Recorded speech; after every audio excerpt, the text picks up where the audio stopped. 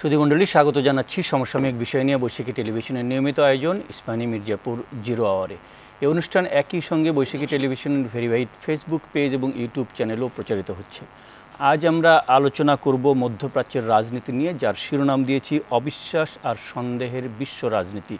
এই আলোচনার জন্য স্টুডিওতে অতিথি হিসেবে দুজন অতিথি উপস্থিত রয়েছেন। তাদের সঙ্গে প্রথমে পরিচয় করে দিচ্ছি। আমার হাতের ডানে প্রথমে রয়েছেন সাবেক রাষ্ট্রদূত মুন্সি ফয়েজ আহমদ, স্বাগত জানাচ্ছি আপনাকে। এবং আমাদের সঙ্গে রয়েছেন জাহাঙ্গীরনগর বিশ্ববিদ্যালয়ের আন্তর্জাতিক সম্পর্ক বিভাগের অধ্যাপক শাহাব ইনাম খান, আপনাকেও আমন্ত্রণ জানাচ্ছি। আমরা আলোচনা শুরু করবার আগে একটু দেখতে চাই আজ বৈশাখী টেলিভিশনে প্রচারিত প্রধান প্রধান সংবাদ শিরোনামগুলো। দ্বিতীয় ধাপে ১৫৬ উপজেলা নির্বাচনের ফল ঘোষণা শুরু। কক্সবাজারে নির্বাচনী সহিংসতায় একজন নিহত, জাল ভোটের অভিযোগে ১৬ জনের কারাদণ্ড। প্রধানমন্ত্রী শেখ হাসিনার সাথে সাক্ষাৎ করেছেন সফররত অস্ট্রেলিয়ার পররাষ্ট্রমন্ত্রী। দেশে কৃষি উৎপাদন বাড়াতে অস্ট্রেলীয় প্রযুক্তির সহায়তা চেয়েছেন। দুর্নীতির অভিযোগে সাবেক সেনা প্রধান আজিজ আহমেদের ওপর আমেরিকা নিষেধাজ্ঞা। অভিযোগ অসত্য, সিদ্ধান্ত দুর্ভাগ্যজনক বলেছেন জেনারেল আজিজ। ডলারের দাম বাড়িয়েও দেশের বৈদেশিক মুদ্রা বাজারের অস্থিরতা কমানো যায়নি, বিক্রি হচ্ছে বাড়তি দামে, আরও মূল্যস্ফীতি ঘটতে পারে। এবং সদ্য প্রয়াত ইরানের প্রেসিডেন্ট রাইসি জানাজায় লাখো মানুষ। ইরানে চলছে ৫ দিনের শোক, বাংলাদেশে শোক পালন বৃহস্পতিবার।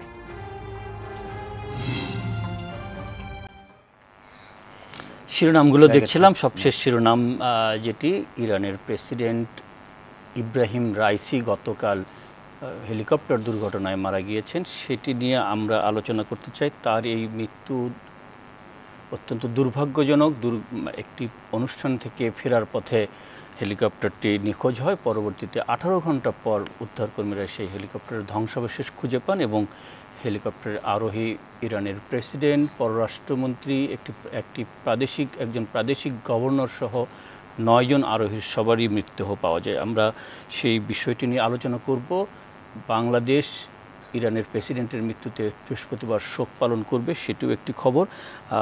মুন্সি ফয়েজ আহমদ, আপনাকে দিয়ে আলোচনাটি শুরু করতে চাই। এই দুঃখজনক তো বটেই এই ঘটনা, কিন্তু এমন একটা সময়ে ইরানের প্রেসিডেন্ট দুর্ঘটনায় নিহত হয়েছেন যখন মধ্যপ্রাচ্যে এক ধরনের উত্তেজনা বিরাজ করছে। ঠিক 1 মাস আগে ইসরায়েল এবং ইরান পাল্টাপাল্টি হামলা হয়েছে। সেই সময়ে ইরানের প্রেসিডেন্টের হেলিকপ্টার দুর্ঘটনা নিয়েও অনেক প্রশ্ন প্রকাশ পাচ্ছে। বলা হচ্ছে এটা কি নিছকই দুর্ঘটনা, নাকি এর পিছনে অন্য কোনো কারণ আছে, নাকি হত্যাকাণ্ড, এসব নিয়ে আলোচনা হচ্ছে। আপনার কাছে শুরুতেই জানতে চাই যে এই যে সন্দেহ, সংশয়, একটি দুর্ঘটনাকে কেন্দ্র করে এটাকে হত্যাকাণ্ড কিনা সেই প্রশ্ন উঠছে, কেন এই প্রশ্ন, সন্দেহ, সংশয়গুলো দেখা দিচ্ছে? প্রথমে আপনার যে টাইটেলটা দিয়েছেন সেইখান থেকে ছোট্ট একটা কথা দিয়ে শুরু করি। সেটা হচ্ছে যে রাজনীতি যখনই থাকে, যেখানেই থাকে, একেবারে খুব ক্ষুদ্র পরিসরে কিংবা বড় পরিসরে, সন্দেহ এবং আরেকটা কি বললেন, সন্দেহ এবং অবিশ্বাস এবং সন্দেহ, এই দুটো সবসময় তার নিঃসঙ্গ হিসেবে থাকে। তার মধ্যে মানে ওই দুটো ছাড়া রাজনীতি হয় কীভাবে? যাই হোক, সেটা ছেড়ে আমরা যদি আপনার আসল প্রশ্নে আসি, সেটা হচ্ছে যে মধ্যপ্রাচ্যের যে পরিবেশ, রাজনৈতিক পরিবেশ, সেটা তো খুব ভালো না, তাই না? বহুদিন ধরে যুদ্ধ বিগ্রহ, বিভিন্ন রকমের কি বলে ষড়যন্ত্র ইত্যাদি চলছেই, বছরের পর বছর। একটা জাতিকে নিশ্চিহ্ন করে দেওয়ার চেষ্টা 70 বছরের বেশি চলছে। তো এই এবং তার জের হিসেবে চারিদিকে নানা রকমের যুদ্ধ সবসময়ই লেগে থাকে প্রায়। কখনো যুদ্ধটা বড় হয়, কখনো ছোট থাকে। আর তার ফলে হয় কি, যে এই সন্দেহগুলো থাকে। এর মধ্যে বিভিন্ন সময় আমরা দেখেছি কোনো না কোনো পক্ষ চোরাগুপ্তা হামলা করছে, যেটাকে আমরা বলি যে কী বলে অন্তর্ঘাত বা এই ধরনের কাজ করছে। তো সেগুলো যেহেতু ঘটছে, মিশরের ভিতরে ঘটছে, ইসরায়েলের ভিতরেও ঘটছে এবং অন্যান্য দেশগুলোতে ঘটছে, সুতরাং কোনো একটা অস্বাভাবিক কিছু ঘটলে তখন মানুষের মাথায় প্রথমে ওই চিন্তাটা তো আসবে, এটা অস্বাভাবিক নয়। আর এখানে বড় 2 প্লেয়ার আছে, যে ইসরায়েল এবং মার্কিন যুক্তরাষ্ট্র। তারা তো সিদ্ধহস্ত এই ধরনের কাজ করতে, বিভিন্ন রকমের পেছন থেকে লোকজনকে ক্ষতি করার বিভিন্ন ইতিহাস তাদের আছে, খুব বড় বড়।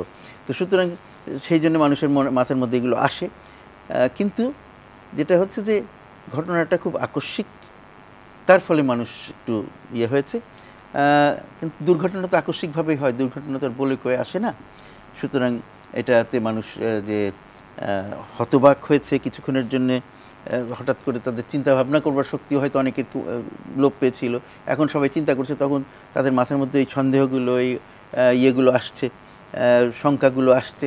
কিন্তু এখন পর্যন্ত নিশ্চিতভাবে কোনো রকমের প্রমাণ পাওয়া যায় নাই, বা কেউ ক্লেইম করে নাই পরিষ্কারভাবে যে এই ধরনের এইটা ঘটেছে, বা মানে কোনো রকমের দুর্ঘটনা নয়, বরং কোনো কিছু ঘটানো হয়েছে সেরকম কোনো রকমের চিহ্ন বা বক্তব্য।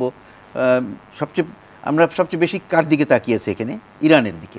তারা নিজেদের পক্ষ থেকে কি বলে সেখান থেকে এরকম কোনো ইঙ্গিত নাই।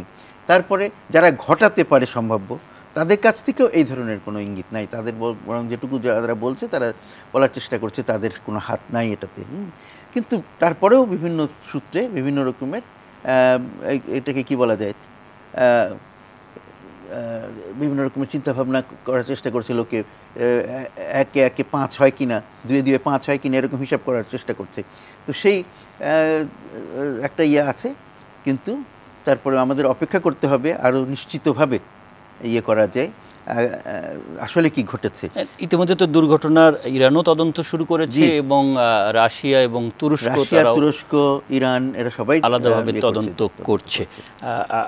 মুন্সি ফয়েজ, আপনার কাছে আবার আসবো। অধ্যাপক সাহাব এনাম খান, এই যে সন্দেহ এবং অবিশ্বাস, যে সেখান থেকে একটা প্রশ্ন আসে যে ইরানের প্রেসিডেন্ট যে জায়গাটিতে গিয়েছিলেন, এটা আরেকটি দেশের আজারবাইজানের একেবারেই সীমান্ত, এবং ইরান থেকে অনেক উত্তরাঞ্চলীয় তেহরান থেকে রাজধানী থেকে অনেক দূরে, এটা সেইখানে একটা বাঁধ উদ্বোধন করতে গিয়েছিল। এবং যে কারণে আমি এই জায়গাটিতে আসছি সেটি হলো আজারবাইজান সোভিয়েত ইউনিয়ন থেকে ভেঙে বের হয়ে যাবার পরে আজারবাইজান, আর্মেনিয়া, এগুলো তো ঠিক রাশিয়ান ব্লকের না, যার সঙ্গে ইরানের একটা মিত্রতা আছে, বরং ইরানের শত্রুতা আছে এমন আমেরিকান ব্লকের কান্ট্রি হিসেবে, দেশ হিসেবে পরিচিত।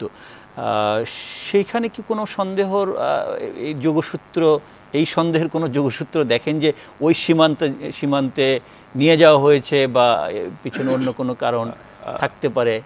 ধন্যবাদ। আমি আসলে স্যারের পয়েন্টটা থেকে একটু বলি যে এখন অনেক রকমের থিওরি বাজারে আছে, মানে সাধারণ মানুষের মধ্যে বলেন বা মিডিয়াতে বলেন, পার্টিকুলারলি যদি আপনি পশ্চিমা মিডিয়াগুলি পড়েন, তো এটা পুরাটাই তো ইব্রাহিম রাইসি কতটুকু মানে বলতে গেলে কতটুকু ডিমোনাইজ করা যায় সর্বোচ্চ চেষ্টাটা সব জায়গায় করা হচ্ছে।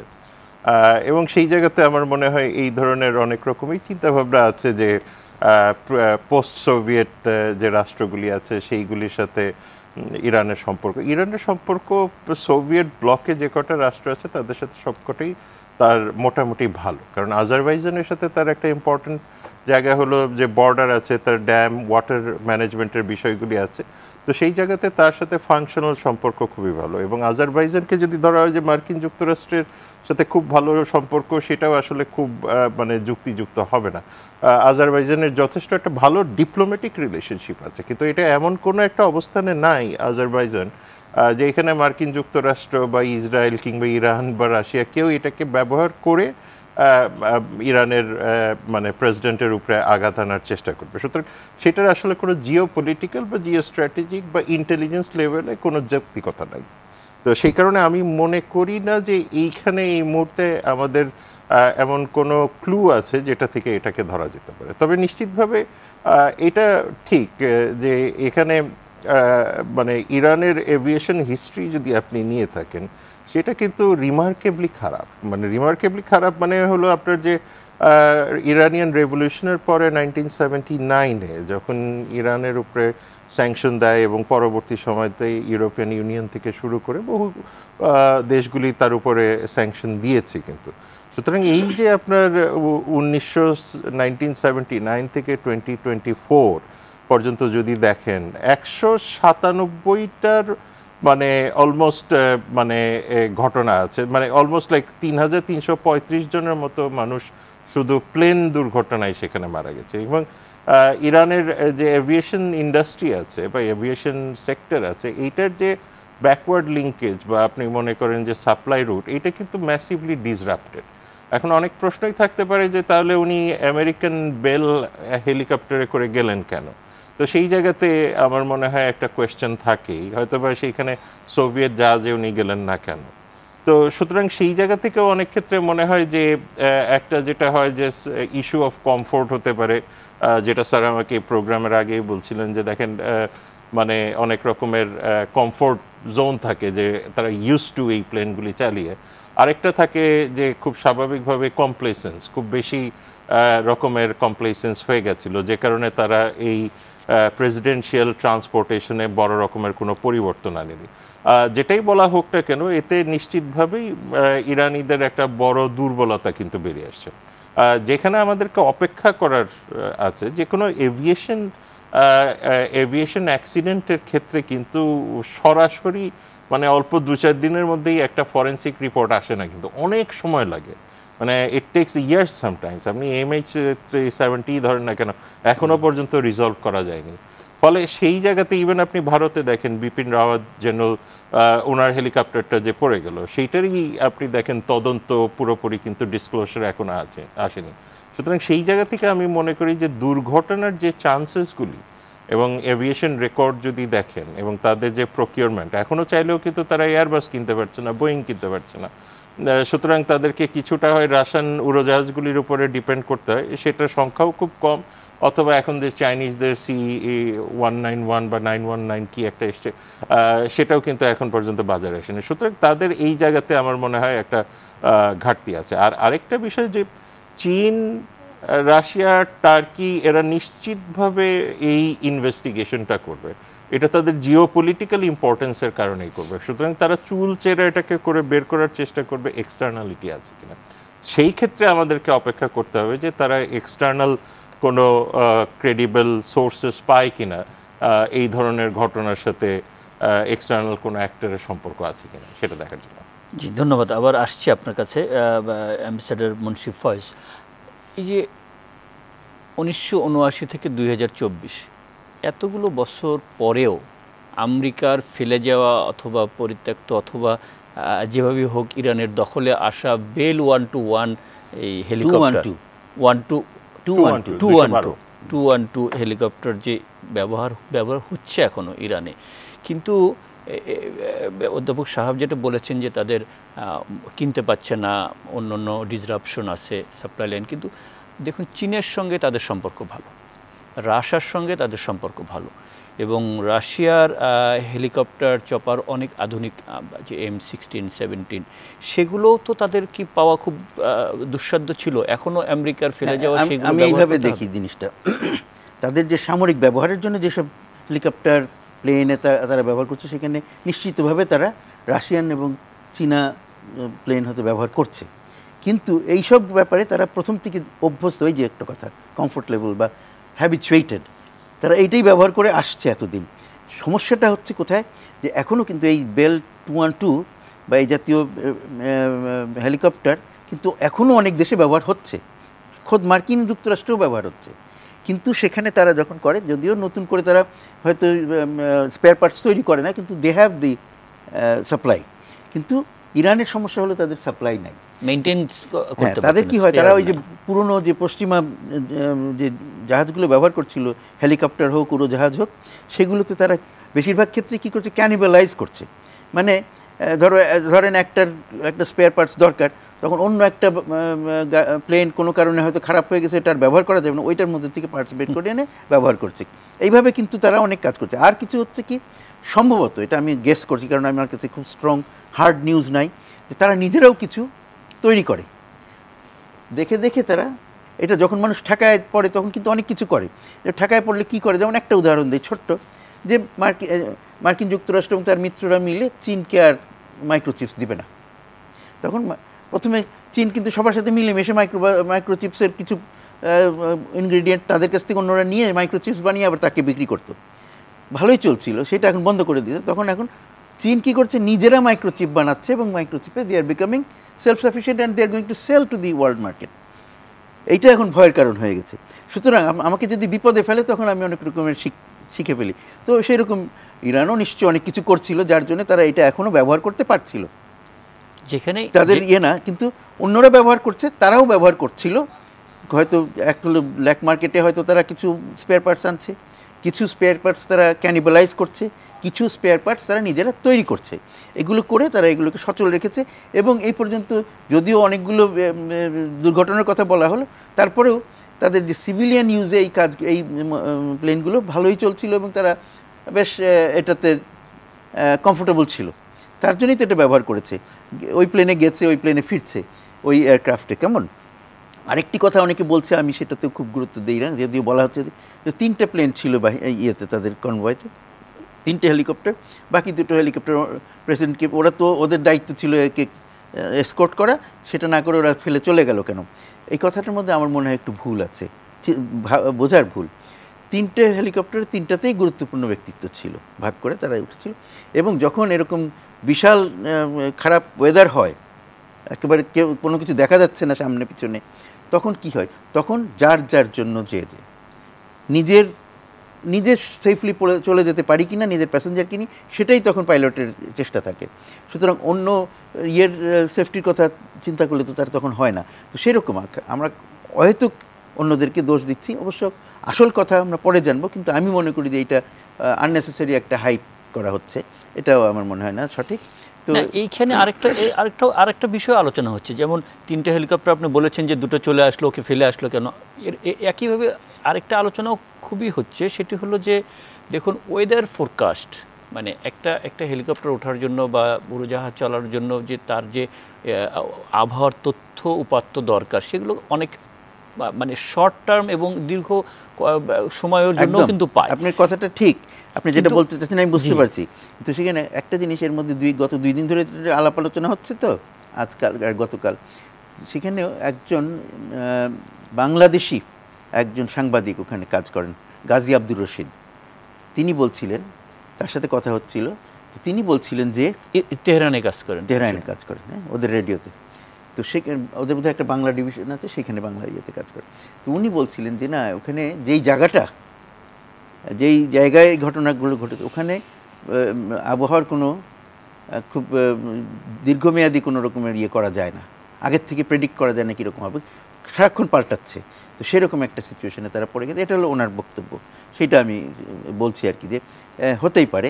আর তাছাড়া তারা ফিরছে, হয়তো আগের থেকে জানতো যদি, তাহলে হয়তো আর একটু রুটটা একটু চেঞ্জ করে ফিরতে পারতো, কারণ এই ধরনের যখন হয় আগে পরেও যেতে পারতেন, কিন্তু সেটা তাদের হয়তো ছিল না খবর, এবং সুতরাং তারা রওনা হয়ে পড়ে গেছেন, তখন সেখান থেকে বার হতে পারেন নাই।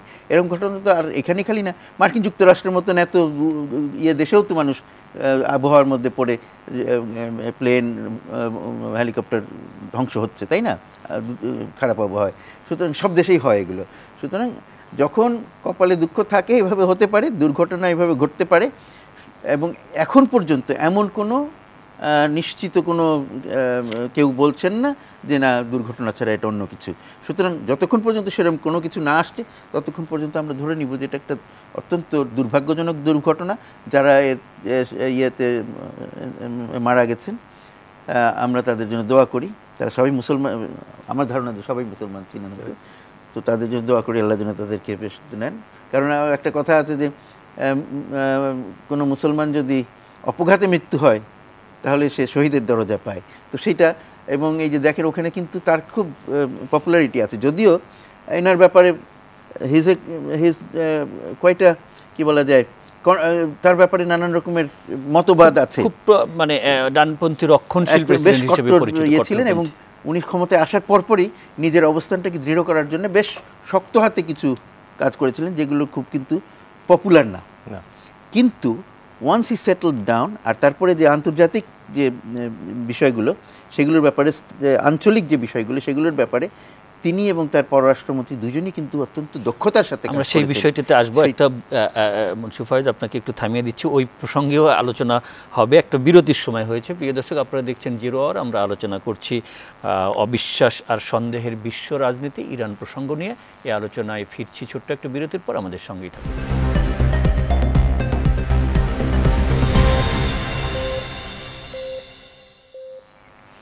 বিরতির পর আরও একবার স্বাগত। ইস্পানি মির্জাপুর 0 আওয়ারে আমরা আলোচনা করছিলাম অবিশ্বাস এবং সন্দেহের বিশ্ব রাজনীতি ইরান প্রসঙ্গে।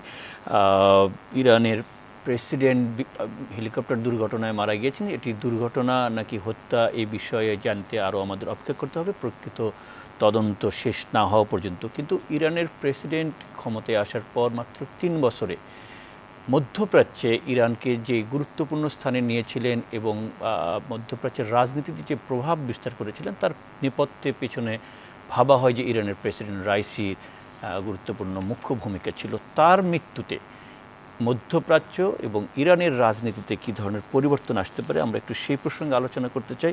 অধ্যাপক শাহাব এনাম খান, আপনার কাছ থেকে শুরু করতে চাই যে ইরানের প্রেসিডেন্টের মৃত্যু ইরানের অভ্যন্তরীণ রাজনীতি এবং মধ্যপ্রাচ্যের তার যে একটা প্রভাব বলয়, সেখানে কোনো প্রভাব পড়বে কিনা?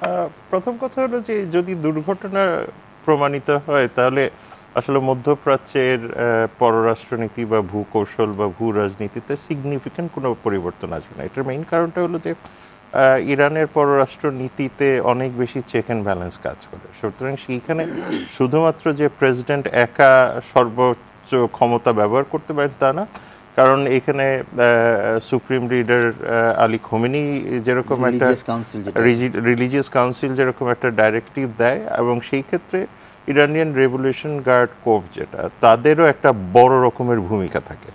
সুতরাং এই জায়গাতে ইব্রাহিম রাইসি বা তার পরবর্তীতে যে এখন মোহাম্মদ মকবার আসলেন, তাদের কার্যত বলতে গেলে যে একদম মিডল ইস্টার্ন পলিটিক্স বা গ্লোবাল পলিটিক্সকে রিশেপ করে দেওয়ার খুব বেশি সুযোগ তাদের নাই। তবে যেটা থাকে সেটা হলো ডোমেস্টিক পলিটিক্স। এখন দেখতে হবে যে এটা ডোমেস্টিক পলিটিক্সে ইমপ্লিকেশনটা কী আসে। কারণ যদি হিউম্যান এরর হয়ে থাকে কিংবা হিউম্যান এররের জায়গায় যদি মিসজাজমেন্ট হয়ে থাকে হেলিকপ্টারের ব্যাপারে, কারণ আমাদেরকে একটু পিছেও ফিরে তাকাতে হবে যে আপনার কাসেম সোলেমানি, জেনারেল কাসেম সোলেমানির উপরে যে আঘাতটা আসলো, এটা কিন্তু একটা বড় রকমের ধাক্কা ছিল ইরানিয়ান রেভলিউশন গার্ডের জন্য। আবার সেই সাথে দামাস্কাসে যে ইরানিয়ান কনসুলেটে বা এম্বাসিতে যে আঘাতটা হলো, সেখানে ব্রিগেডিয়ার জেনারেল লেভেলের যারা অফিসিয়াল ছিলেন তারাও নিহত হলেন। সুতরাং এই রেকর্ডগুলি সেই সাথে হলো আপনার ডোমেস্টিক পলিটিক্সের ক্ষেত্রে আমরা দেখা গেছে, আপনার মনে আছে কিনা, মাশা আমিনি নামে একটা মেয়ে, 22 বছরের মেয়ে, হিজাব নিয়ে যে ঘটনাটা ঘটলো, ইরানিয়ান মোরালিটি পুলিশ, সেই বিষয়গুলিও কিন্তু এক ধরনের অস্বস্তি তৈরি করেছিল ইরানিয়ান ডোমেস্টিক পলিটিক্সে। সুতরাং এখন দেখতে হবে যে এই নতুন ইন্টারিম প্রেসিডেন্ট এই ডোমেস্টিক পলিটিক্সে কিভাবে তিনি প্রত্যেকটা যে ডিসেন্টিং গ্রুপগুলি আছে বা টেনশন তৈরি হয়েছে সেই গ্রুপগুলিকে নিয়ে একসাথে কাজ করতে পারেন। এটা হলো ডোমেস্টিক চ্যালেঞ্জ। আর যদি মধ্যপ্রাচ্যের ক্ষেত্রে যে জিনিসটা হয় সেটা হলো যে ইব্রাহিম রাইসির ক্ষেত্রে আসলে প্রবলেমটা না ছিল, এটা হলো প্রেসিডেন্ট রোহানির সময় তিনি কিন্তু অনেক বেশি মডারেট লিবারেল ছিলেন, যে কারণে জয়েন্ট কম্প্রিহেন্সিভ এগ্রিমেন্টের পথে মানে ইরান হাঁটছিল, যে নিউক্লিয়ার ডিল বা ওই টক যেটা নিউক্লিয়ার টকে। এখন 2020-এর আগে মানে যখন আসলেন ডোনাল্ড ট্রাম্প আসলেন, তিনি তো সেই ডিল থেকে চলে আসলেন, যে কারণে আসলে প্রেসিডেন্ট রোহানির পক্ষে সম্ভব হয়নি। এবং এইটা একটা বড় কারণ ছিল যে কারণে প্রেসিডেন্ট রোহানির পরবর্তীতে একদম সবচেয়ে কম ভোট পার্টিসিপেশনের মাধ্যমে কিন্তু ইব্রাহিম রাইসি ইলেকশনে এসছিলেন। সুতরাং সেই জায়গাতে আমার কাছে মনে হয় যে একটা ইস্যু থাকে যে নতুন প্রেসিডেন্ট আসলে কি এই জয়েন্ট কম্প্রিহেন্সিভ প্ল্যানটাকে এগিয়ে নিতে পারবেন কিনা, এবং সেই জায়গাতে একটা বিষয় থাকে। আর আরেকটা বিষয় আমাদেরকে একটু মনে রাখতে হবে যে যখন এই ক্ষেত্রে খোমেনির আলী খোমেনির সুপ্রিম লিডারের তার সাকসেশনের কোয়েশ্চেনটাও কিন্তু এসছে। অনেকে বলে থাকেন যে ইব্রাহিম রাইসির একটা সুযোগ ছিল, তবে সেই ক্ষেত্রে আমরা দেখতে পাচ্ছি যে আরও একজন কিন্তু কন্টেন্ডার আছে, যেটা হলো ওনার সন্তান মানে ছেলে মোস্তফা খোমেনি, তারও কিন্তু এখন পোটেনশিয়াল আছে। তার 56 ইয়ার্স ওল্ড। এখন আলোচনা হচ্ছে পশ্চিমা গণমাধ্যমগুলোতেও তার নাম আসছে, কিন্তু এই মোস্তফা খোমেনির ইরানের রাজনীতিতে কোনো প্রভাব ছিল কিনা এতদিন পর্যন্ত কিন্তু সেটা কোথাও প্রকাশ হয়নি। এইখানে বিষয়টা হলো যে অনেক ক্ষেত্রেই অনেক লিডারশিপকে কিন্তু সামনে আনা হয় না, দুটা কারণে আনা হয় না। ইরানিয়ান একটা হলো যে জিওপলিটিক্যাল রিজনেই তারা অনেক ক্ষেত্রে তাদেরকে এক্সপোজ করেন না, এটার একটা মেইন কারণটা হলো সিকিউরিটি। আর সেকেন্ড যে জিনিসটা আছে যে কোমেনির জায়গাতে যিনি আসবেন তার যত কম কন্ট্রোভার্সি হয় তত ভালো, সুতরাং আপনাকে কন্ট্রোভার্সি থেকে বাইরে রাখতে হলে তাকে বাইরে রাখতে হবে, সুতরাং সেই জায়গাতে একটা ট্র্যাক রেকর্ড।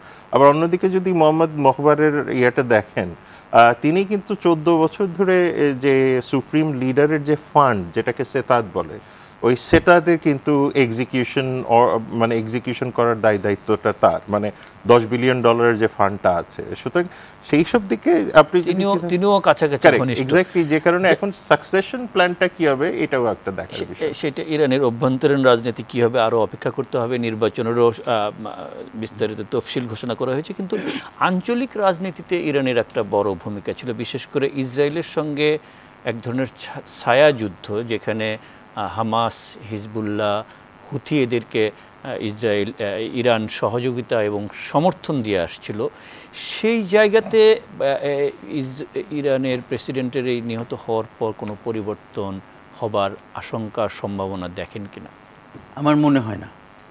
সহজ উত্তর আর ছোট উত্তর, কারণ ওই যে যেটা আমাদের ভাই বললো আর সাহাবি নাম বললো, যে ওখানে এই নীতি নির্ধারণীটা বেশ একজনের হাতে থাকে না। সবচেয়ে গুরুত্বপূর্ণটা হচ্ছে রিলিজিয়াস যে কাউন্সিল আছে, হ্যাঁ, তাদের সবচেয়ে বড় ক্ষমতা, তার নীতি। তারপরে আছে যে গার্ডরা, রেভলিউশনারি গার্ড, তাদের যে কাউন্সিল আছে। এছাড়া পার্লামেন্টেও কিন্তু যথেষ্ট আলাপ আলোচনা হয় তারা পার্লামেন্টটা বেশ লাইভলি, হ্যাঁ। তো এইসব নানান কারণে তাদের পররাষ্ট্রনীতি বা আঞ্চলিক ইয়েতে বা বৈশ্বিক পরিমণ্ডলে সেগুলো কিন্তু মোটামুটি একটা কনসিস্টেন্সি আছে। এটা হঠাৎ করে পাল্টে যাওয়ার সম্ভাবনা আমি মনে করি না যে খুব একটা আছে। সেটা এখন হলো যে যাকে দায়িত্ব দেওয়া হচ্ছে সেটাকে এক্সিকিউট কত ভালো করতে পারে। সবাই মিলে পলিসিটা তৈরি করা হয়, সেই পলিসিটা এক্সিকিউট করতে যে ব্যক্তিগত টাচে সেটা কিছুটা এদিক ওদিক করতেই পারে। সেই জন্যে তো এর আগে যেমন যে আগে যারা যে ছিলেন, প্রেসিডেন্ট ছিলেন, তার উপরে কিন্তু খুব বেশি খুশি ছিলেন না রিলিজিয়াস কাউন্সিলের লিডার। ওনার নাম খোমেনি না খামেনি, এইটা খামেনি, আমরা গন্ডগোল করে ফেলি, খামেনি খুব খুশি ছিলেন না তার উপরে, আগের প্রেসিডেন্ট হাসান রুহানি, তার কারণেই তাকে সরতে হয়েছিল মূলত। নাইলে হি ওয়াজ পারফর্মিং ওয়েল, বেশ একটা অরা তৈরি হয়েছিল, কিন্তু সেইটাও একটা কারণ যে তিনি বেশি পপুলার হয়ে যাওয়া, সেটাও কিন্তু পছন্দনীয় হয়তো ছিল না। তো সেটা সবখানকার রাজনীতিতে এইগুলো হয়। কেউ এককভাবে খুব বেশি পপুলার হয়ে গেলে সিস্টেম সেটাকে, বেশিরভাগ সিস্টেমই সেটাকে অ্যালাউ করে না। সিস্টেমের গুরুত্বটা নষ্ট যাতে না হয়ে যায় সেটা দেখার জন্য ব্যক্তিকে একটা সীমার মধ্যে রাখতে হয়। তো সেই জন্য সেই রকম আমরা যে কথাটা উঠলো যে আগের থেকে নামগুলো শোনা যায় না কেন ইত্যাদি, সেইটা ওটাও একটা কারণ, যাতে ব্যক্তি বেশি সামনে না চলে আসে। যখন আসবে তখন দায়িত্ব নিয়ে এর মধ্যে তাকে যেসব দায়িত্ব দেওয়া হচ্ছে সেগুলো সে ঠিক মতন পালন করেছে কিনা সেটাই তার মাপকাঠি। তো যাই হোক, তো এখন যেটা হচ্ছে যে ইরান মাঝখানে কিন্তু বেশি পিছনে পড়ে যাচ্ছিল, অ্যালিয়েনেটেড হয়ে যাচ্ছিল, আমেরিকান এবং অন্যরা তাদেরকে যেভাবে কোণঠাসা করে ফেলছিল, এবং মধ্যপ্রাচ্যের বিভিন্ন দেশও তাদেরকে দূরে সরিয়ে রাখছিল। কিন্তু সম্প্রতি যেটা হয়েছে যে মধ্যপ্রাচ্যের দেশগুলোর সাথে আবার ইরানের সম্পর্ক নতুন করে সাজানোর চেষ্টা করা হচ্ছে। সেখানে চীনের মতন দেশের দুতিয়ালিতে সৌদি আরব এবং ইরানের মধ্যে সম্পর্কটাকে উন্নয়নের চেষ্টা করা হয়েছে এবং বেশ কিছু অগ্রগতি হয়েছে, বেশ অগ্রগতি হয়েছে। এছাড়া কাতার খুব গুরুত্বপূর্ণ একটা দেশ, ছোট দেশ হলেও ওই এলাকায় খুব গুরুত্বপূর্ণ একটা দেশ। কাতার কিন্তু আগের থেকেই সবসময় ইরানের সাথে একটা ভালো সম্পর্ক রেখে চলছিল। এটাও একটা অভিযোগ ছিল অন্যান্য গালফ স্টেটের কাতারের বিরুদ্ধে। কাতারকে কিছুদিন আগে একঘরে করে ফেলেছিল, কাতার কিন্তু সেখান থেকে বের হয়ে আসছে। এবং তো এখন মধ্যপ্রাচ্যের ইয়েতে যেখানে মোটামুটি সবাই একসাথে মিলেমিশে কাজ করার একটা আরেকটু বেশি চেষ্টা লক্ষ্য করা যাচ্ছে। তাছাড়া মধ্যপ্রাচ্যের দেশগুলোর মধ্যে সৌদি আরব যেমন খুব সবচেয়ে গুরুত্বপূর্ণ মনে করা হতে পারে ক্ষমতার দিক থেকে, সব দিক থেকে। তো তাদের পশ্চাৎে অনেক পরিবর্তন দেখা যাচ্ছে। তারা আমেরিকাকে আর একেবারে ব্লাইন্ডলি আমেরিকার ইনস্ট্রাকশনস ফলো করে না। এখন তারা নিজেদের কিছু স্বকীয়তা প্রকাশ করার চেষ্টা করছে বিভিন্নভাবে।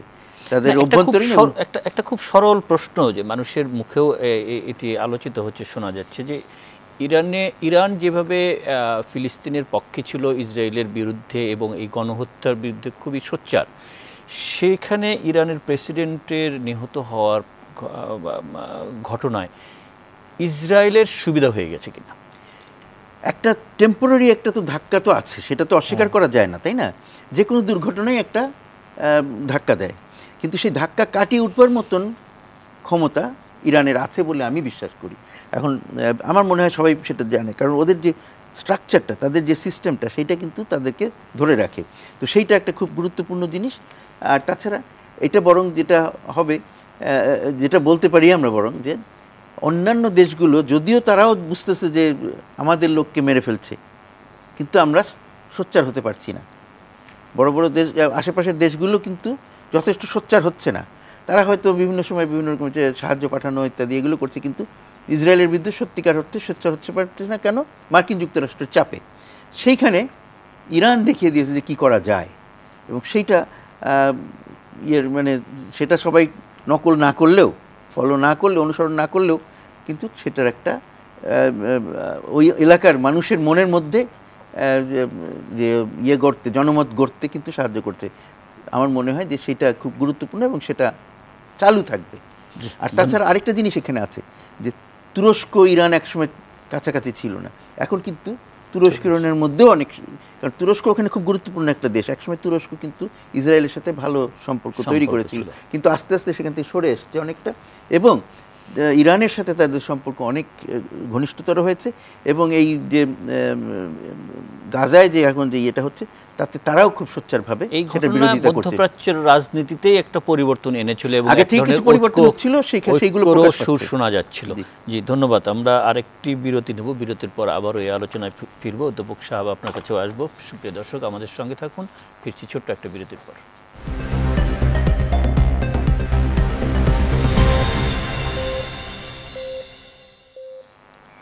বিরতির সময় আমাদের সঙ্গে থাকবার জন্য ধন্যবাদ। আমরা আলোচনার একেবারে শেষ পর্বে চলে এসেছি। আমাদের সঙ্গে এই আলোচনায় রয়েছেন অ্যাম্বাসেডর মুন্সি ফয়েজ আহমদ এবং অধ্যাপক সাহাব এনাম খান।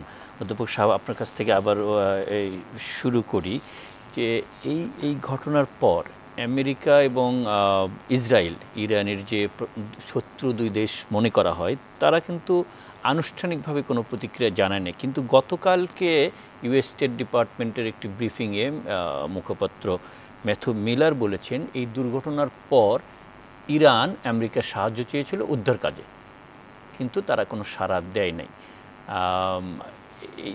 শত্রু ভাবাপন্ন হওয়ার পরও এই সাহায্য চাওয়ার ঘটনা কি সত্য মনে হয়? এবং না যদি হয়, তাহলে আমেরিকা তো একটা সুযোগ নিতে পারতো। যে প্রথম কথা আমাদের একটু মনে রাখতে হবে যে হেলিকপ্টারটা বেল 212, মানে মার্কিন, আমেরিকান।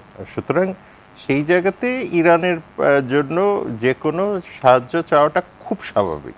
মানে আপনার গাড়ি যদি টয়োটা হয়, স্বাভাবিকভাবে আপনি টয়োটা কোম্পানি বা জাপান ওই দিকেই তো দেখবেন, কারণ মেজর ফল্ট হলে তো জাপানি যে ফ্যাক্টরি, জাপানি হেডকোয়ার্টার নিশ্চয়ই ওটা দেখবে। সুতরাং আর বেল এই ধরনের সফিস্টিকেটেড ইকুইপমেন্টসের মানে পার্টস বা আসলে সব জায়গায় পাওয়া যায় না। You have to go back to the root. যে কারণে আমার কাছে মনে হয় যে এটা খুব ন্যাচারাল। এতে আসলে ইরানের জন্য ডিমিনিংয়ের কিছু নেই, এটা পিওরলি সাপ্লাই ডিমান্ড রিলেটেড একটা ইস্যু। সেই জায়গাতে ম্যাথিউ মিলার কিন্তু ক্লিয়ার করেছেন যে আমরা একটা পার্ট বলছি যে সাড়া দেয়নি, কিন্তু আরেকটা পার্টে বলেছে যে লজিস্টিক্স তাদের পক্ষে এখন ছিল না। অর্থাৎ লজিস্টিক্স কীভাবে, যে কোন জাহাজে পাঠাবে, কিভাবে পাঠাবে, পুরোটাই তো তাকে স্যাংশন বাইপাস করে আসতে হবে। সুতরাং তাকে সেকেন্ড কান্ট্রি, থার্ড কান্ট্রির মাধ্যমে যেতে হবে, সেটার জন্য একটা বিস্তর বিষয় আছে। সুতরাং আমাদের ওই প্র্যাকটিক্যাল রিয়েলিটিগুলি মানতে হবে। এটা হলো একটা। সেকেন্ড হলো যে সিকিউরিটি কাউন্সিলের কিন্তু আজকে মানে ইব্রাহিম রাইসিকে নিয়ে 1 মিনিটের একটা মানে নীরবতা, দাঁড়িয়ে নীরবতা, যেটাতে কিন্তু ইসরায়েলি অ্যাম্বাসেডর সাংঘাতিক রকমের রিয়াকশন দিয়েছেন। মানে তার রিয়াকশনটা তো ডেফিনেটলি তেল আবিব থেকে ইনস্ট্রাক্টেড। সুতরাং সেটা তো বোঝা যাচ্ছে যে ইসরায়েলের এখানে একটা বড় রকমের অস্বস্তি প্রকাশ পেয়েছে। একই সময় আপনি দেখেন একটা ঘটনা ঘটেছে, সেটা হলো যে ICC chief prosecutor Karim Khan, তিনি কিন্তু এখন এই নেতানিয়াহু মানে অর্থাৎ বেঞ্জামিন নেতানিয়াহু, ডিফেন্স মিনিস্টার ইয়োয়াভ গালান্ট আর ইয়াহিয়া সিনওয়ার মানে হামাসের এই তিনজনের গ্রেফতারের ব্যাপারে ইনস্ট্রাকশন দিয়েছেন। সুতরাং এবং সেইখানে কিন্তু তিনি বলেছেন যে রিজনেবল গ্রাউন্ড কিন্তু পাওয়া গেছে, সুতরাং এভিডেন্সের সহ। সেই জায়গাতে কিন্তু বাংলাদেশের একটা বড় রকমের পজিশন আছে। আপনি রিয়াজ হামিদুল্লাহ আমাদের যে অ্যাম্বাসেডর যেভাবে বাংলাদেশের কেসটা প্রেজেন্ট করেছেন, সেখানেও কিন্তু এই রিজনেবল গ্রাউন্ডের বিষয়গুলি আছে। সুতরাং সব কিছু মিলিয়ে আসলে ইসরায়েলের জন্য এটা যেরকম অস্বস্তিকর এবং মার্কিন যুক্তরাষ্ট্রের জন্য তো অস্বস্তিকর বটেই, এবং সেই জায়গাতে মার্কিন যুক্তরাষ্ট্রের আরেকটা ডিমেনশন আমাদেরকে মনে রাখতে হবে, সেটা হলো বেইজিং। এখন যদি আপনি দেখেন বেইজিং যেইভাবে ইরান এবং সৌদি আরবকে কাছে নিয়ে এসছে, সেইটা কিন্তু মানে 1979 থেকে আজ পর্যন্ত যে হোস্টিলিটি, সেই হোস্টিলিটিটা থেকে কিন্তু ওই দুটো দেশই বেরিয়ে আসতে যাচ্ছে। সুতরাং সেই জায়গাতে বেইজিং কোনো অবস্থাতেই চাবে না যে মার্কিন যুক্তরাষ্ট্রর কোনো রকমের ভূমিকাকে সে ছাড় দিতে। সুতরাং সেই জায়গাতেও আমরা দেখতে পাবো যে ইসরায়েলের জন্য চায়না যেরকম এখন অস্বস্তির কারণ হবে, এবং মার্কিন যুক্তরাষ্ট্রের জন্য তো আছেই, সেই ক্ষেত্রে আমরা দেখতে পারবো যে মানে ইউরোপিয়ান ইউনিয়নের ক্ষেত্রে, কারণ পুতিন কিন্তু যেদিন অ্যাক্সিডেন্টটা হয় তিনি কিন্তু সেই দিনই অ্যাম্বাসেডরকে, ইরানিয়ান অ্যাম্বাসেডরকে নিয়ে আলাদা করে তার যে ক্যাবিনেট আছে এই সংক্রান্ত বিষয়গুলি দেখে, এই পুরো ক্যাবিনেটের কাছ থেকে, ক্যাবিনেট সহ বসে অ্যাম্বাসেডরের কাছ থেকে ব্রিফিং নিয়েছেন। সুতরাং সেই ক্ষেত্রেও আপনি কিন্তু দেখতে পাচ্ছেন যে রাশিয়ান মানে ইনভলভমেন্টটা মানে ছোটোখাটো হবে না, এবং টার্কিশরা তো বটেই। সুতরাং সেই জায়গাতে আমার কাছে মনে হয় যে ইসরায়েল মার্কিন যুক্তরাষ্ট্রের জন্য যথেষ্ট চিন্তাভাবনার জায়গা তৈরি হয়েছে। আমরা একটা সবশেষ শেষ করবো একটা ছোট্ট বিষয় নিয়ে। ইরানের প্রেসিডেন্টের মৃত্যুতে অল্প কিছু দেশ শোক পালন করছে, ইরানের বাইরে পাকিস্তান করেছে, বাংলাদেশ শোক পালন করবে। এটা বিশ্ব রাজনীতিতে বাংলাদেশ কি বার্তা? না, আমি এই সম্বন্ধে খুব নিশ্চিত না যে অল্প কিছু দেশ। আমার মনে হয় যে এটার ব্যাপারে সবাই শোকাহত, যে কোনো দেশের প্রেসিডেন্ট মারা গেলেই তো হয়। আর এটা বিশেষ করে এমন একটা জিনিস যে ব্যাপারে মানে এখন এই ইসরায়েলের যে গণহত্যা চালাচ্ছে তারা, সেটার ব্যাপারে সারা পৃথিবী দু একটা অল্প কিছু দেশ ছাড়া বাকি সবাই কিন্তু এই গণহত্যার বিরোধী, ইসরায়েলের বিরোধী। এবং এই অবস্থায় যখন কী বলে ইরানের প্রেসিডেন্ট এরকমভাবে দুর্ঘটনার শিকার হলেন, আমার মনে হয় যে সবাই শোকাহত। ঘোষণা কারা কারা কী দিয়েছে সেটা হলো আলাদা কথা। বাংলাদেশ যেমন বৃহস্পতিবার দিন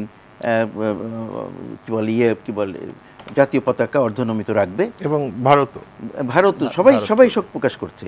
সুতরাং এইটা আমার মনে হয় যে সবাই এ ব্যাপারে আর এখানে একটা জিনিস আমি বলতে চাই, আমাদের শাহাব ইনাম যে কথাগুলো বলছিলেন তার ধরে, সেটা হচ্ছে যে এই যে আইসিসি যেটা করছে, যে ওই application for issuance of warrant ইসরায়েলের বিরুদ্ধে যে গণহত্যার অভিযোগ নিয়ে যে মামলা, না সেটা না, এখানে হয়েছে যে প্রসিকিউটর ওই যে 3 জন বা কয়েকজনের বিরুদ্ধে হামাসেরও গ্রেপ্তারি পরোয়ানা জারির আবেদন করেছে। সাথে সাথে প্রেসিডেন্ট বাইডেনের কাছ থেকে একটা স্টেটমেন্ট দেখলাম যে ডিসমিসালের জন্য, যে এটা সেটা তো একটা আছেই, কিন্তু যেটা উনি বলছেন আমার কাছে যেটা লাগছে যে তিনি একেবারে দিয়ে দিলেন, একটা রায় দিয়ে দিয়েছেন অলরেডি, যে ইসরায়েল মানে প্যালেস্টাইনে কোনো গণহত্যা হচ্ছে না, পরিষ্কার বলে দিয়েছে। সারা পৃথিবী বলে গণহত্যা, উনি বলেন গণহত্যা না। এই চিফ প্রসিকিউটরের আবেদনটা উনি পছন্দ করেন না এবং এটা ডিসমিস চেয়েছেন, সেটা ইসরায়েলের প্রধানমন্ত্রীও নিন্দা করেছে। না, এটা আগের থেকেই, যে এটা তো প্রসেস কিছুদিন ধরে চলছে, তখন থেকেই তারা কিন্তু এটার প্রতিবাদ করে আসছে। মার্কিন যুক্তরাষ্ট্র বলছে এটা করলে কিন্তু আমরা এটার বিরোধিতা করবো ইত্যাদি ইত্যাদি, এগুলো বলে আসছে তারা। কিন্তু আমার কাছে এইটা খুব লাগছে যে সাথে সাথে আমি কলা খাই না এই কথাটা বলা আর কি, যে ঠাকুর ঘরে কেড়ে আমি কলা খাই না, কি ও এখানে বলছে যে নেতানিয়াহুকে অ্যারেস্ট ওয়ারেন্ট ইস্যু করো, বলছে যে ওখানে হচ্ছে না, গণহত্যা হচ্ছে না। তার মানে এক হিসেবে তার এই গণহত্যা বিষয়টা তাদের মাথার মধ্যে সারাক্ষণ ঘুরছে, এটা প্রকাশ পেয়ে গেল আর কি, প্রমাণ হয়ে গেল। না, কিন্তু তারা জানে, কিন্তু তারা স্বীকার যায় না।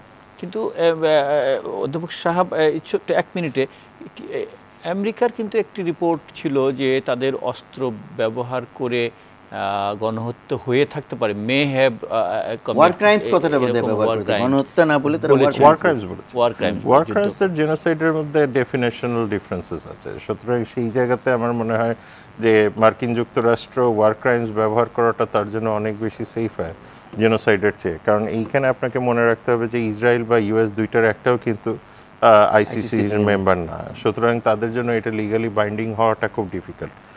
এটা একটা বিষয়। আর আরেকটা বিষয় হলো যে মার্কিন যুক্তরাষ্ট্রের যে ডিফেন্স ইকুইপমেন্টসগুলি আছে সেইগুলি কোনো মানে ইললিগাল বা কোনো রকম আনজাস্টিফাইড ব্যবহারের ক্ষেত্রে কিন্তু মার্কিন যুক্তরাষ্ট্রের সাথে কনসালটেশনের জায়গা আছে, যে কারণে একটা চুক্তির কথা বারবার আমরা শুনি জিসোমিয়া, জেনারেল সার্ভিসেস এগ্রিমেন্ট, যেটা সেই ক্ষেত্রে যে জিনিসটা হয় যে আপনি তাদের ইকুইপমেন্ট এবং আপনি যদি বালাকোট বা ভারত এবং পাকিস্তানের মধ্যে 2019-এর বিষয়গুলি চিন্তা করেন, যে ভারত বলছিল যে পাকিস্তানের F-16 প্লেনগুলি ব্যবহার করেছিল পাকিস্তান, সেই ক্ষেত্রে কিন্তু পাকিস্তান জবাবদিহিতা দিয়েছে মানে মার্কিন যুক্তরাষ্ট্রকে যে তাদের প্লেন ব্যবহার করে কোনো রকমের ক্যাজুয়ালিটি করা হয়েছে কিনা সেই বিষয়।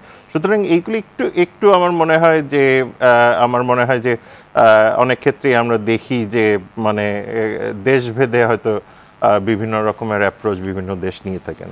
অনেক ধন্যবাদ অধ্যাপক সাহাব ইনাম খান এবং অ্যাম্বাসেডর মুন্সি ফয়েজ আহমদ, আপনাদের দুজনকে আমাদের সঙ্গে এই আলোচনায় মধ্যরাতে অংশ নেবার জন্য। আপনাদেরকেও ধন্যবাদ। সুপ্রিয় দর্শক, আপনারা যারা এতক্ষণ ছিলেন, জিরো আওয়ার দেখছিলেন, আপনাদেরকে অনেক ধন্যবাদ।